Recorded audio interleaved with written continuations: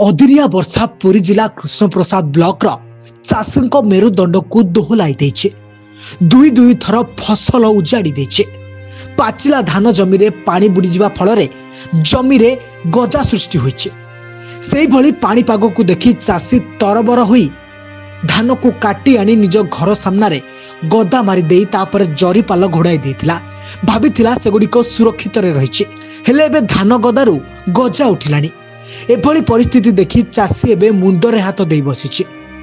बहु चाषी धान अमल करी धान बिक्री करी चीना बादाम चाष आरंभ करथिले।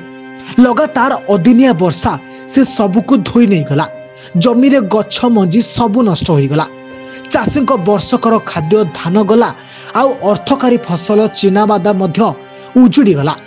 कृष्णप्रसाद बरेन्द्र बाहुबलेन्द्र, श्याम सुंदर विश्वाल, सुरेन्द्र सिंह, लक्ष्मीधर सिंह, गोलेख, देवकांत सिंह, भिकारी चरण गौड़ू, फकीर गौड़ू, नालू सिंह, पुरुषोत्तम सिंह, मकदम विश्वाल आदि चाषी क्षतिपूरण सरकार देवा लगी दाबी उठाई।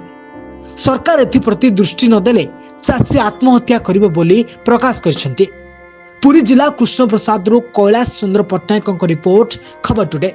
बरेन्द्र बाहुबलेन्द्र को गाँ सानवाला कृष्ण कौन कहे बर्तमान अदिनिया वर्षा वाला वर्षा कौन है क्षति? आज्ञा आम जहाँ बिल कड़े थोइलु से तो जहाँ भासिला भासिला आम गदार आनी खड़ा आनी कड़े बसैया मध्य से गदा पचिकी माने गछ हो जाई। आम गाँव सब गुड़िए चाषी ये भाया फसल सबू कृष्णप्रसाद अंचल जिते चाषी अच्छे से बहुत क्षयक्षति होती।